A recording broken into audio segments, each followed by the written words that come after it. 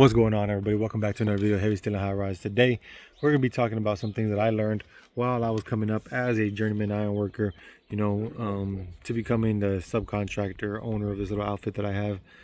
Things that I learned that optimized me and moved me up in my career, and that I think would just make an optimal worker. So let's go ahead and get started. Number one for me would be something I learned from Mr. Matt Hill. We were downtown building a mid-rise out there, a hotel.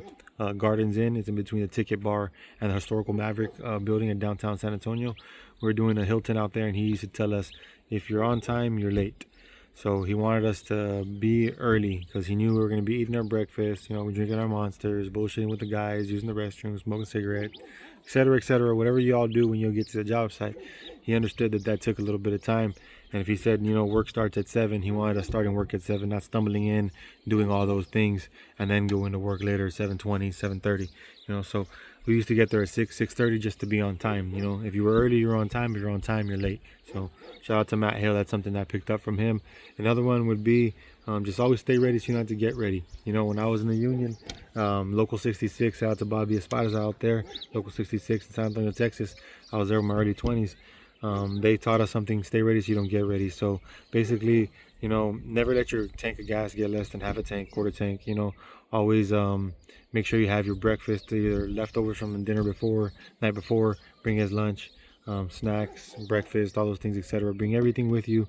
That way you're ready to go, because guys might want to stop in the morning, go get the gas, they're low on fuel, go get some gas, go pick up a monster, a taco at the Stripes, and before you know it, you're running late for work, and that's only going to happen so many times without you getting reprimanded or getting fired.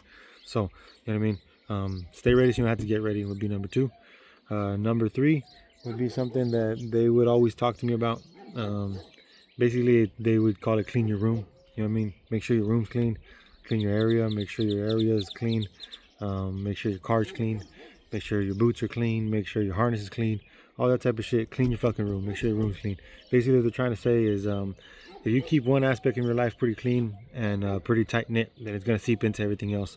But if your room at the house is all dirty, you just wake up all disheveled and you run to the car, most likely your car is going to be dirty, most likely your harness is going to be dirty, and most likely it's going to start seeping into your workflow as well. So that'd be number 3. Just try and keep a tight knit thing, try and keep everything nice and scheduled, try to keep everything nice and maintained as much as possible. It's only going to make your life easier. Number 4 would be keep your head on a swivel. We all come to work to make some money. I've had plenty of guys come to work and take it for granted and get a little bit too cocky, a little bit too prideful and complacent, and we end up getting hurt. I've gotten hurt plenty of times. Just this past week, I'm in a fucking knee brace right now just because got a little complaints in myself and had a big old ladder fall on me. Regardless if the fucking welder didn't know how to weld, didn't weld it correctly, the ladder still fell on me. So at the end of the day, we can't be complacent. Better keep our head on a swivel and don't take these precautionary things, fall arrest systems, safety harnesses and things like that, hard hats for granted. They're here to save our lives and here to do our thing. So that'd be number 4 for me: keep your head on a swivel. And number 5, last but not least, give the people that you love their flowers right now. Like I said, I've had a lot of people go to work, they didn't come back home.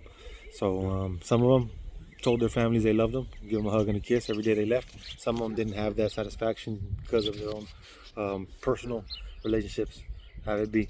But all I want to say is, if you have a wife, tell her you love her. Hug her every day. Let her know that they're the reasons why you're doing all these sacrifices, working so hard. Iron working ain't easy. Any construction job ain't easy. Talk to them about it. You got kids, hug them every day, kiss them every day before you leave work. Let them know that you're there for them, that you love them, you care about them, you're always thinking about them. Because unfortunately, in ironworking and unfortunately in the construction industry, it is a matter of fact that people get hurt, and there is accidents that happen, and people do lose their lives. People lose limbs, people get hurt.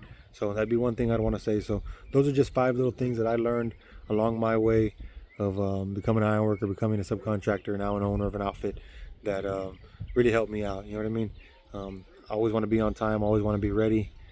You always want to make sure you have all your stuff in order, keeping your room clean, keep your head on a swivel, try and be safe as possible, and give the people that you love their flowers. So it's a little small video, man. Thought I'd drop one. Didn't have anything to drop this week really. I've been going through a little personal stuff, and the business is doing what we got to do.